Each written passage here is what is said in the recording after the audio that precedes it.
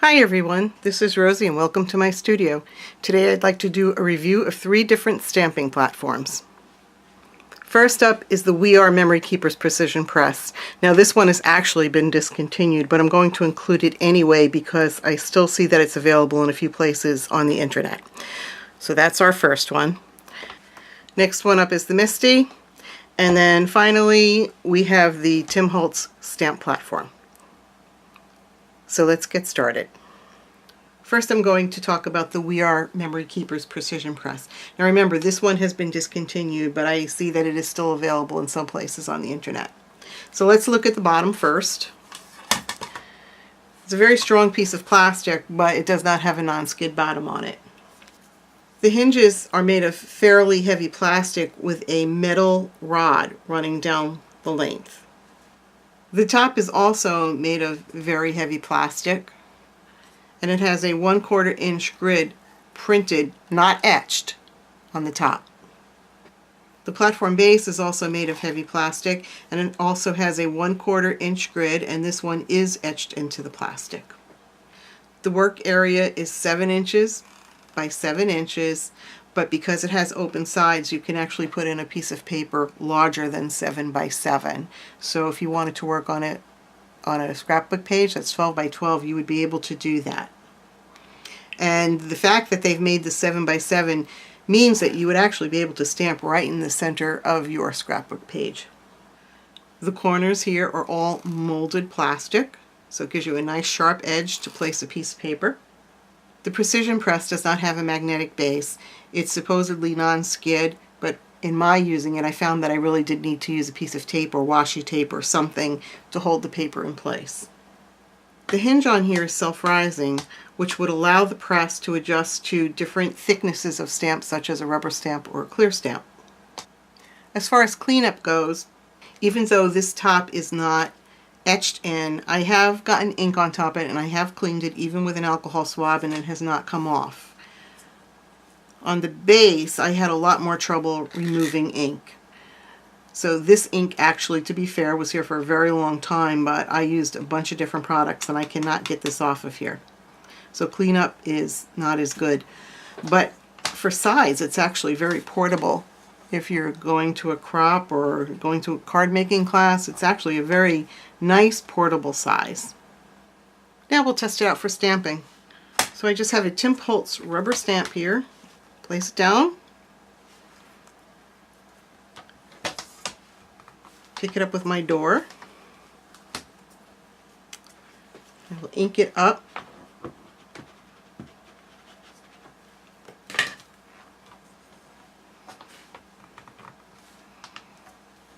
Okay, I have a faint impression there. I'll try to ink it again. Now remember, I said this does not have a magnetic base, and I have not put any tape on it. So let's see how it does.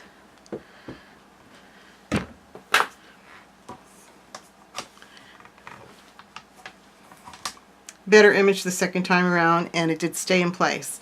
If I was out in the middle here, it is actually a little bit difficult to just slide it because it is non-skid, but it's not necessarily going to keep that piece in place without tape on there. Let's see how it does now with a clear stamp.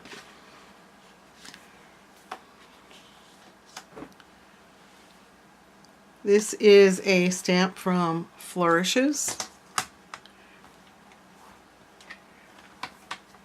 Okay, now I'm not using any tape or anything. It's supposed to be non-skid. So let's see how we do when we ink it up.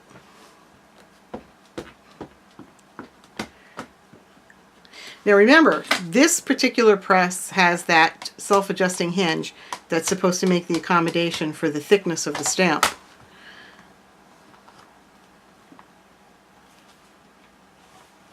And it actually did very well.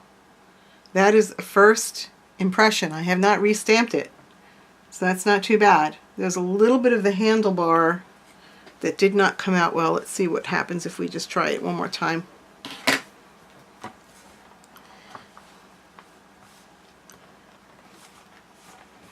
And now it's perfect. That actually did a nice job.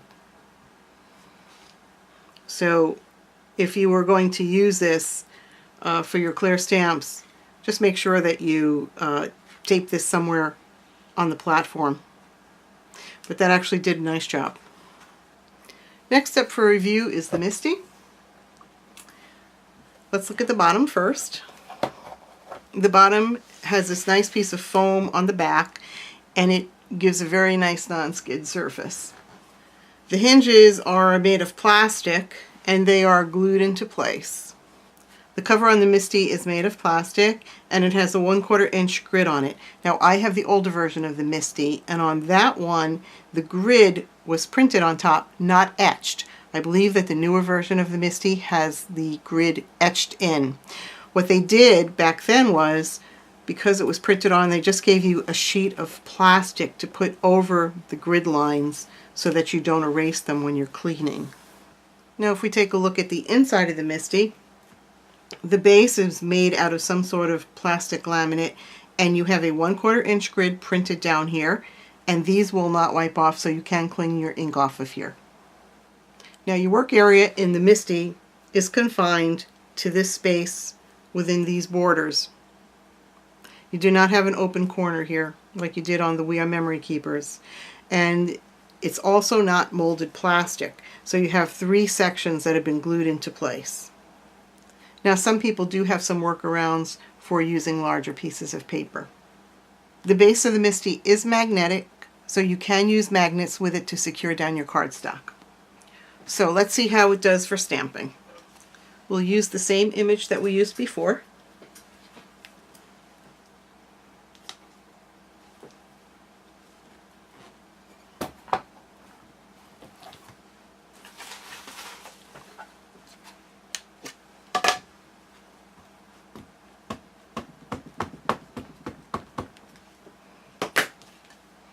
So this is the Tim Holtz rubber stamp. It gave a pretty clean image. I'm going to darken it up a little bit.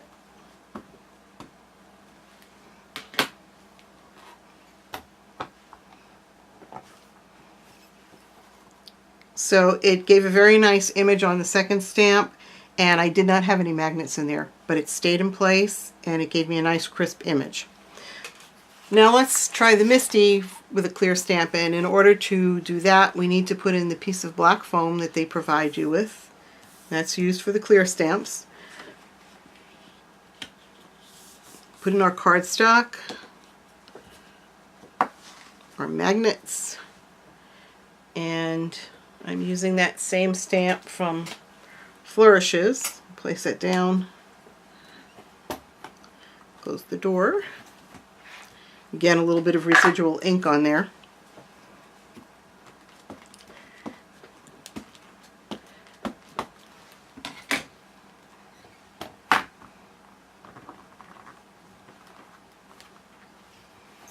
Okay, it's not terrible.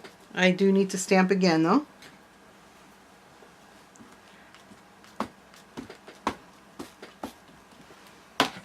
It's the second time around.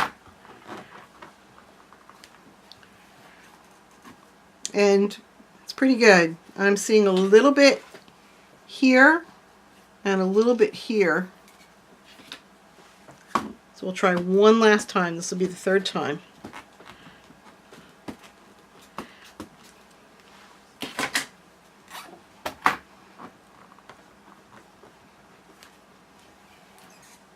And there you go. It's much better now. So that gave a nice dark image, but I did do it 3 times. And for cleanup, just a baby wipe. If the baby wipe doesn't take it all off, then I use an alcohol swab. Okay, let's move on to the Tim Holtz platform. Okay, and last we have the Tim Holtz stamp platform made by Tonic. So let's look at the bottom first. The bottom is covered by foam, black foam, and it provides a very nice non-skid surface. It's a fairly heavy platform. I don't know that you'd want to be carrying it around because it is a little larger and it is a little heavier. Now the hinges are made of very heavy plastic, and there's a metal rod that runs the whole length. So it's a very sturdy hinge. Now the door of the platform is made out of very heavy plastic, and it does have a grid that's etched on the top. It's a 1/4 inch grid. The rubber side of the door is smooth, and the etching is actually on the clear side of the platform. So it's etched on this side, and I'll explain the difference between the rubber and the clear in a minute. Now the platform base actually is not gridded. It does not have a grid printed on the base. I've added this. It's actually this gray color right here. So I've added this grid, and I've also added a stamp positioner on the base, and I will link to the videos that give you instruction on how to do that. Two sides of the inside platform are molded plastic, and they measure 8.5 inches by 8.5 inches, but two sides are open, which leave you more space for adding in a larger piece of paper, like a 12 by 12 piece of cardstock. The base is magnetic, and it does come with 2 magnets. So let's give it a test run and see how it stamps. Now to stamp with this platform, there are 2 sides. There's a side that you use for rubber stamps and a side that you use for clear stamps. So you simply lift up the door at a 90-degree angle, and the door comes off. One side here is marked clear, and the other side is marked rubber. So if you want to stamp with a rubber stamp, you would put this hinge door back into the hinges with the rubber side facing up. And you do need to have it at a 90-degree angle to get it in properly. And then it closes. Okay, so let's try rubber stamping here. Putting down a piece of cardstock, and I'm putting in my magnetic corners.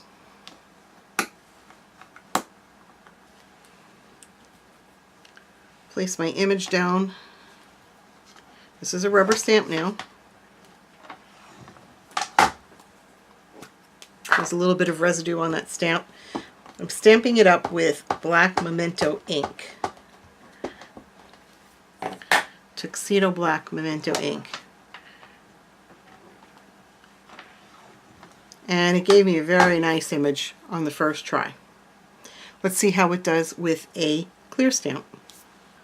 Okay, I'm ready to try it with a clear stamp, but in order to use a clear stamp, I have to reverse the door, so I bring it to the 90-degree angle, and I'm reversing it so that it's actually not hard to get it in here. I'm just not at a good angle with the camera. Okay, now I'm going to pick it up with the door, stamp it. Again, I'm using the Memento Tuxedo Black.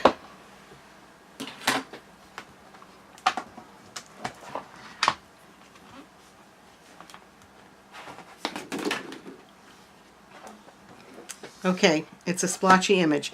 So what I'm going to do is try it one more time.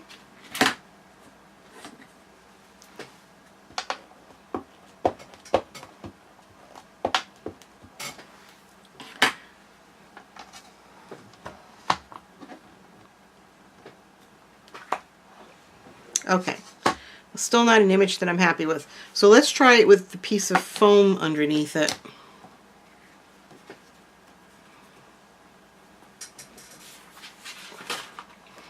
I'll put in the black foam, and I will put in the cardstock.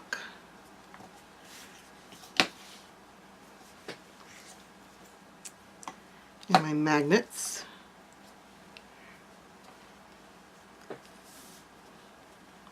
Some more ink.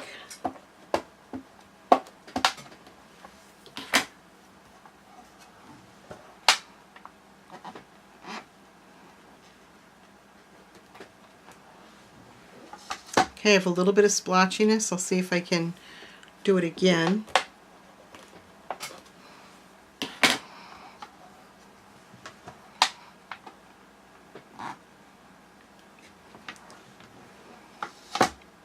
Okay, maybe one more time. There's a little bit of area in here that just does not seem to be catching the ink. This is a new pad, by the way, so it's not the pad. Okay, it looks pretty good now. So I would say that that's acceptable, but if you're, in my opinion, when I've been using this, I have needed to use the black foam in the press to get a good impression from a clear stamp. Now as far as cleanup goes, it cleans up very well with the Memento ink. If I have an ink that doesn't clean up with a baby white, then I use an alcohol swab, and that usually takes care of it. Okay, so that's it. I've shown you all three of these and how they actually stamp, and you decide which one you like best. Thanks for watching. Have a great day, and please like and subscribe.